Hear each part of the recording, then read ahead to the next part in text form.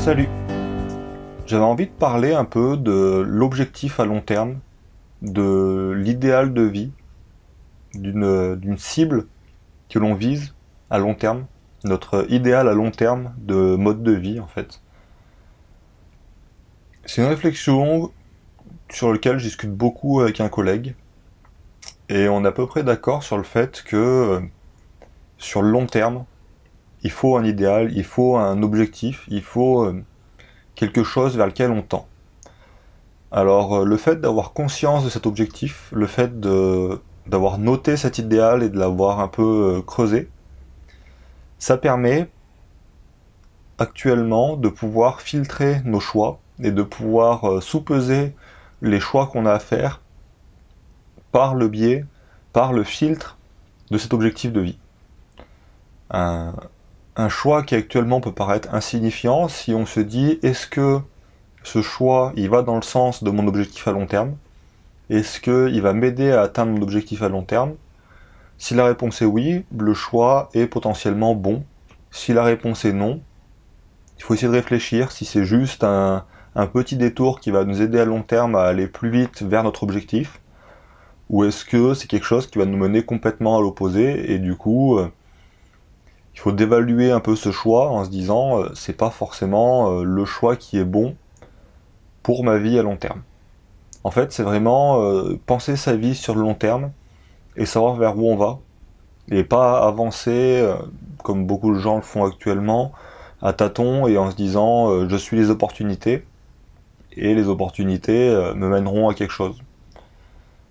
Alors on peut croire, c'est quelque chose qui me paraît pas inconcevable, que si on suit son destin, si on croit au destin et qu'on suit les signes positifs qui s'ouvrent à nous, que tous ces signes vont nous amener à notre idéal de vie profond.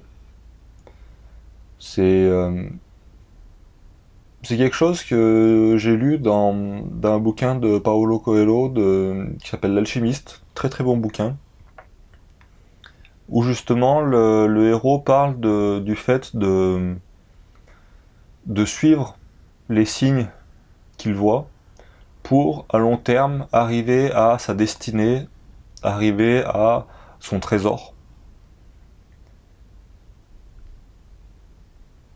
Je pense que avoir son idéal de vie, l'avoir vraiment creusé, savoir vraiment intérieurement vers quoi on tend, ça nous aide à filtrer les choix, à faire des choix dans la vie. Et je trouve que c'est beaucoup plus intéressant de le faire consciemment que de se laisser porter par une sorte de destinée, de destin. Alors cet idéal de vie, pendant longtemps, je l'ai défini en termes matériels, en termes de position sociale, de salaire, de travail. Donc je voulais avoir une maison, je voulais avoir tel travail. Et de plus en plus, je me dis qu'en fait, cet idéal de vie, il est pas matériel. Il est pas, il y a une partie qui est matérielle, mais le plus gros, le plus gros de l'idéal de vie, il est spirituel. C'est le mode de vie vers lequel on tend. Alors personnellement, j'ai fait un peu la liste de ce que je pense être mon idéal de vie. Alors au niveau des valeurs, je pense qu'il y a une grosse notion sur la liberté, le fait de ne pas être dépendant des choses, de n'avoir aucune dépendance. Bon, je vais couper, je vais enlever la sonnette parce que là elle me casse les couilles, elle va faire bip bip bip. Bon, désolé, j'ai dû faire un cut, j'ai mon four qui s'est mis à sonner parce que le minuteur est arrivé au bout. Donc voilà, je vais reprendre où j'en étais. Donc au niveau de mon idéal de vie, mais actuellement, je tends plus vers un idéal de mode de vie, un idéal plus spirituel, plus voilà, moins de notions matérielles et plus de notions de mode de vie, de valeurs surtout, essentiellement de valeurs. Donc le premier gros bloc de valeurs que j'ai, c'est la liberté, c'est le fait de ne pas être dépendant. Donc ça passe par une non-dépendance au salaire, de ne pas avoir une seule source de revenus mais plusieurs, qui me permet de faire varier comme je veux.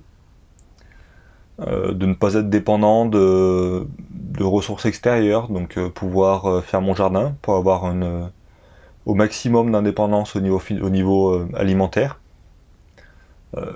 Une dépendance limitée au système électrique, au système d'eau. Vraiment, voilà, me couper de toute dépendance. Je ne fume pas, ce qui rentre là-dedans, de ne pas avoir de dépendance au tabac. Voilà, vraiment arriver à ne pas être dépendant, et le fait de ne pas être dépendant me donne une liberté de faire mes choix sans avoir de contraintes, donc une sorte d'autonomie dans mes choix. Le deuxième gros bloc de valeur, c'est le calme. Le calme, la vie plus lente. C'est vraiment une valeur que j'affectionne, le fait de pouvoir être posé, de pas être stressé, de pas être tendu, de pouvoir vivre voilà, à un rythme plus proche du rythme de la nature, à un rythme plus sain pour moi, que je trouve plus sain.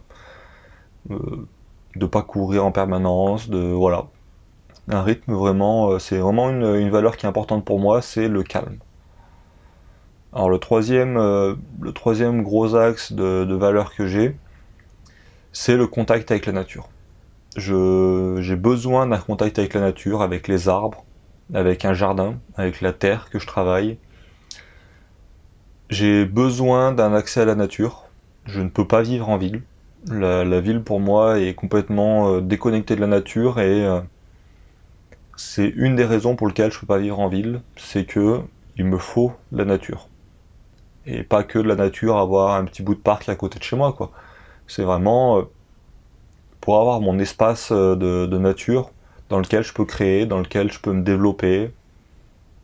Voilà, c'est vraiment le contact avec la nature et le troisième gros axe de valeur que j'ai. Alors le dernier, c'est un peu un fourre-tout, c'est un peu l'hygiène de vie.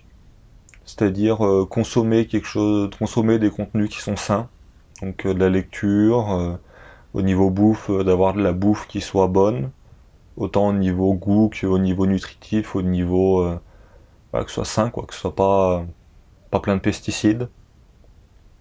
Euh, Arriver à maintenir une hygiène de vie par de la méditation, par voilà, des moments d'introspection, par l'introspection qui peut passer par de la vidéo, qui peut passer par de l'écriture, par du dessin. Mais j'ai besoin de voilà, me retrouver avec moi-même pour justement garder cette hygiène de vie propre. Il me faut une sorte de zone de vie en fait. J'ai besoin d'espace, j'ai besoin de... Alors actuellement, vu le système, on va appeler ça un espace privatif. J'ai besoin d'un terrain, j'ai besoin d'espace autour de chez moi, j'ai besoin d'espace à l'intérieur de chez moi, d'avoir de la place en fait pour expérimenter, pour mener à bien mes projets. C'est c'est un des gros axes de valeur que j'ai, vraiment la notion de avoir ma sphère de vie en fait. Avoir vraiment une espèce de grosse bulle qui comprend du terrain, qui comprend un atelier, qui comprend voilà. J'ai besoin de cette place et je considère que ça fait partie d'une sorte d'hygiène de vie. Donc voilà, c'est à peu près le tour des valeurs. Il y en a peut-être 2-3 autres, mais là c'est les principales. Donc je vous dis à plus tard. Allez, salut!